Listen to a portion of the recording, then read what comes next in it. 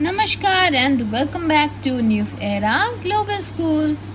I'm your charming miss, and today we are going to learn EVS chapter number 11, that is water.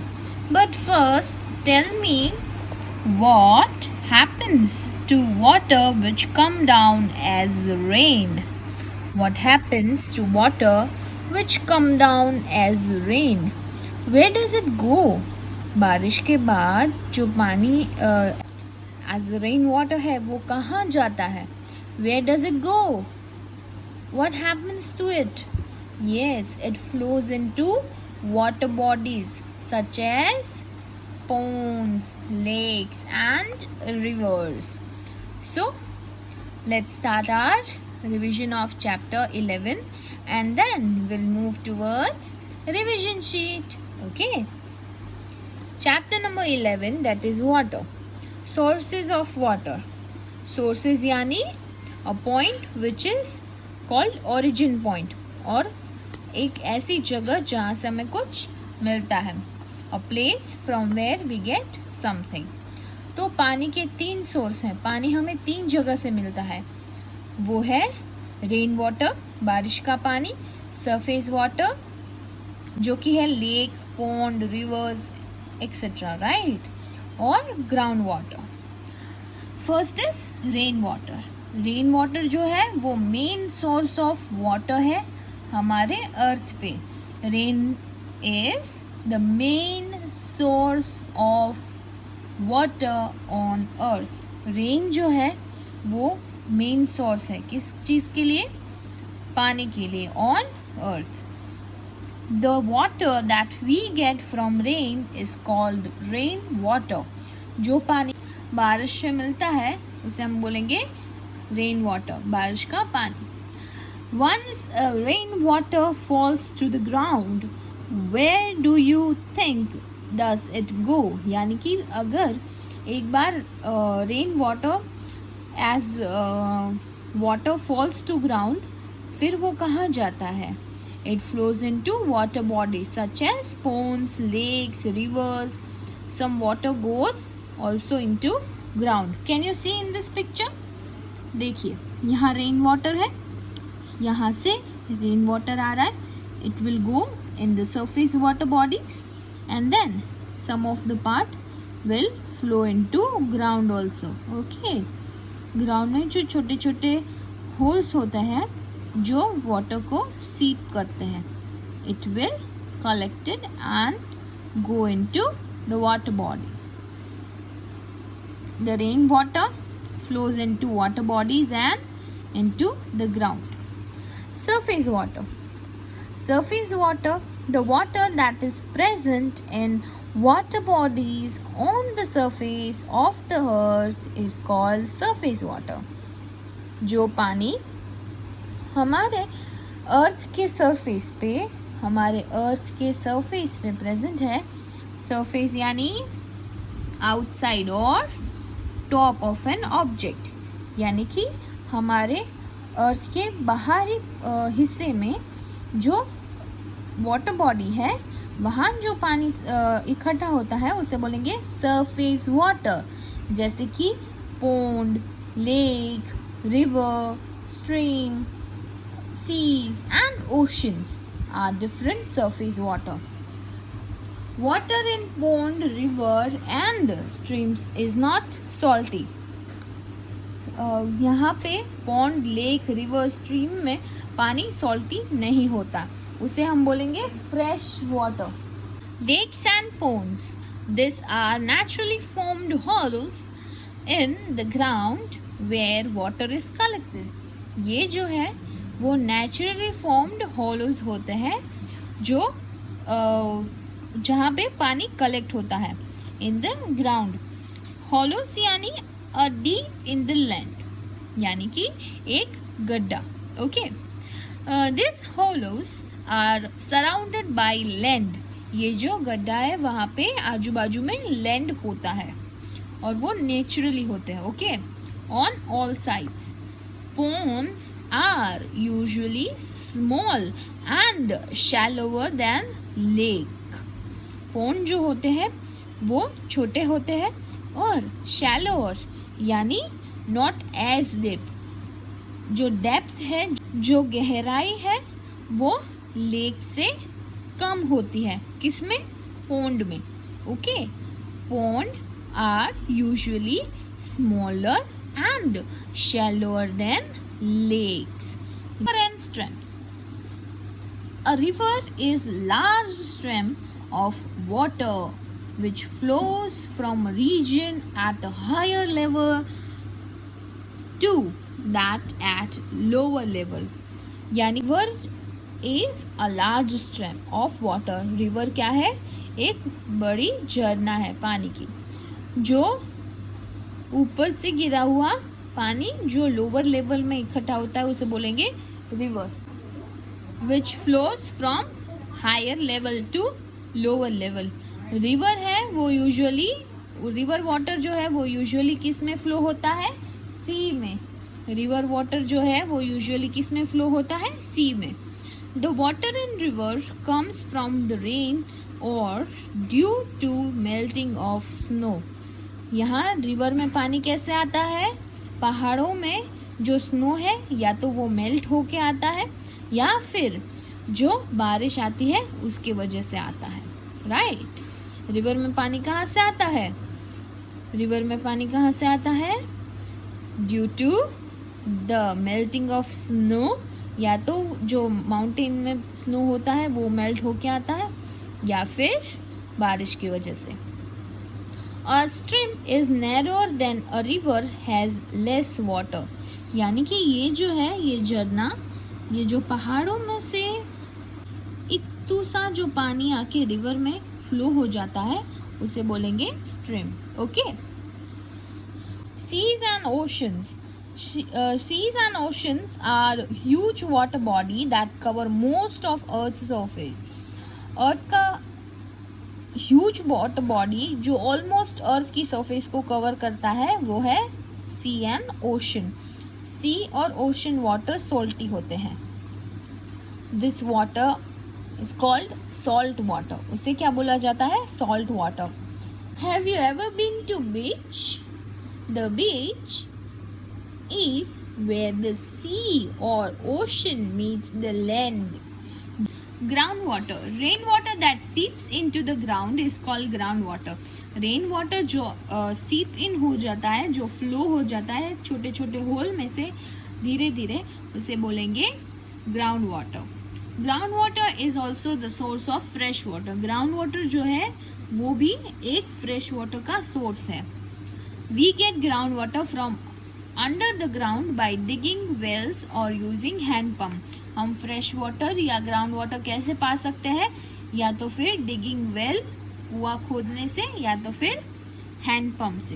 Okay, there are two ways to get ground water, by digging wells and using hand pumps. Storage of water.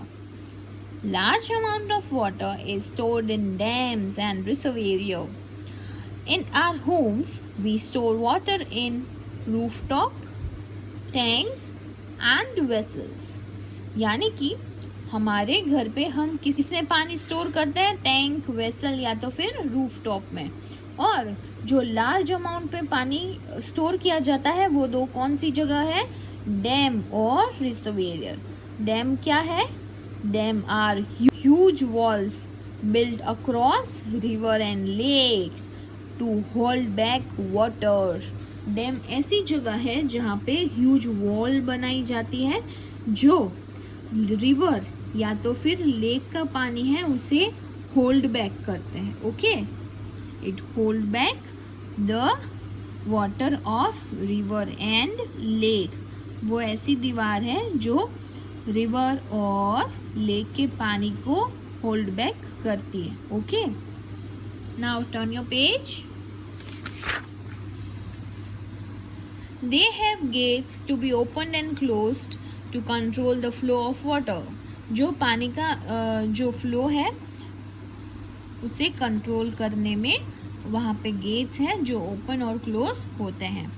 Inside some dams there are machine called turbines. जहाँ पे turbines होता है वो क्या होता है? एक ऐसा स्पिन होता है स्पिन तो आपको पता है राइट, व्हील टाइप होता है जो गोल गोल घूमता है राइट।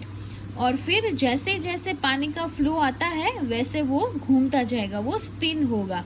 जैसे ही टरबाइन स्पिन होगा उससे क्या जनरेट होता है, electricity. Very good. Water from dams can be also used for watering crops in field and for drinking. जो डैम में पानी है उसे कहाँ कहाँ यूज किया जाता है, वाटरिंग क्रॉप्स यानी खेत में पानी डालने के लिए, और फिर पीने के लिए भी यूज किया जाता है। रिसर्वेयर्स आर ह्यूज वाटर टैंक्स। रिसर्वेयर जो है वो ऐसा होता है और वो ह्यूज वाटर टैंक है जहाँ पे पानी स्टोर किया जाता है for later use. The water is supplied to city for drinking and other purposes. Reservoir है, वहाँ से पाइपलाइन जुड़ी जाती है और फिर हमें घर तक पहुंचाया जाता है पानी। Okay, for drinking purpose and for other purpose. Water from the reservoir is supplied to houses through pipes. यानी कि वाटर जो है रिसर्वेयर में से हमारे घर पे कैसे पहुंचते हैं, पाइप से, through pipe. In houses water is stored in roof top tanks. यानी घर पे जो टंकियां होती है ऊपर, drums, buckets, all stored water should be capped cover. जो जहाँ जहाँ हम रेन वाटर स्टोर करते हैं उसे ढक के रखना चाहिए। Tank, vessel, bucket should be cleaned regularly. उसे क्लीन करना चाहिए और रेन वाटर हम स्टोर कर सकते हैं। Okay, drinking water, we need clean and pure water to drink. हमें कैसा पानी चाहिए, क्लीन एंड प्योर, जो क्लीन भी हो और जो प्योर हो, जो कोई सब्सटेंस से मिक्स्ड ना हो right. Clean and pure water is safe to drink is called portable water. Clean और प्योर वाटर जो हमारे लिए सेफ है to drink is called portable water. Clean और प्योर वाटर जो हमारे लिए सेफ है पीने के लिए उसे बोलेंगे portable water. The water that we get from water bodies and from taps in our home may be dirty and may contain germs. हमारे घर पे जो पानी आता है टैप्स में या फिर वाटर बॉडीज में हम लेते हैं वो उसमें शायद जर्म्स हो सकते हैं और होते ही है right. There are minor germs, you didn't even know it, you can not see it. Okay, so उसे हमें प्योरीफाई करना होता है। दो ऐसी वे है जिससे हम पानी को प्योरीफाई कर सकते हैं। It is filtering and boiling. Filtering यानी वो ऐसी प्रोसेस है जिसमें डर्ट रिमूव किया जाता है, पानी से डर्ट रिमूव किया जाता है, और बॉइलिंग से जर्म्स को मारा जाता है। एंड उसके बाद बॉइलिंग, फिल्टरिंग, दो ऐसी वे है जिसे हम पानी को प्योरीफाई कर सकते हैं और फिर उसे सेव कर सकते हैं for drinking. Containers that have water in them should be kept covered to keep the water clean. जिसमें हम पानी स्टोर करके रखते हैं जो कंटेनर में, उसे हमें ढक के रखना चाहिए। Okay, chapter number 11 water. Rearrange the following jumbled letters to make a meaningful word from the ones given below. यहाँ पे जो jumbled words दिए हैं तो इसमें से देख के you have to write it here and you have to arrange it. Okay, shall I do the first one for you? Okay, it is OLPBETA. Is it portable? Yes, it is portable. So we'll write POTABLE,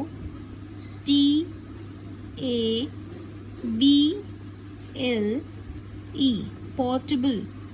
Likewise, you will rearrange the letters, the jumbled letters, into correct word. Okay, pick the correct word for the following blanks. You have to pick a correct word for the following blanks.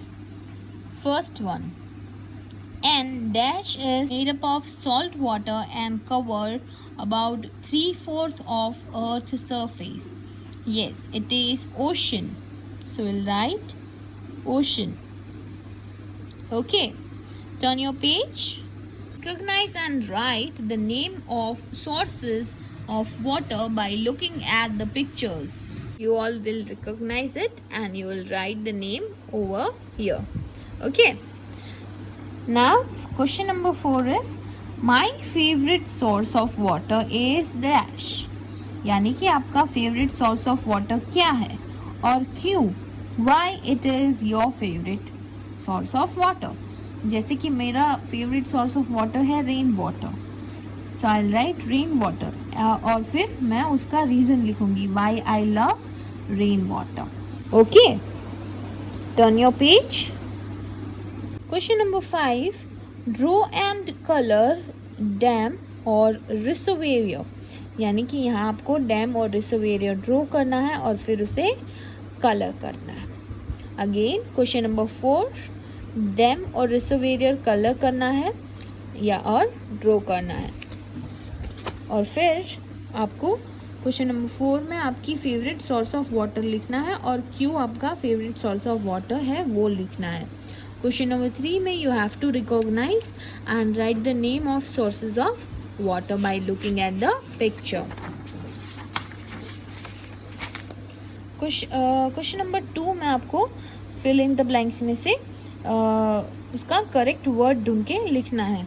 Question number 1 में you have to rearrange the following jumbled letters into a meaningful word. Question number 6. Circle the 6 steps to save water in the puzzle and write the sentence under the correct picture.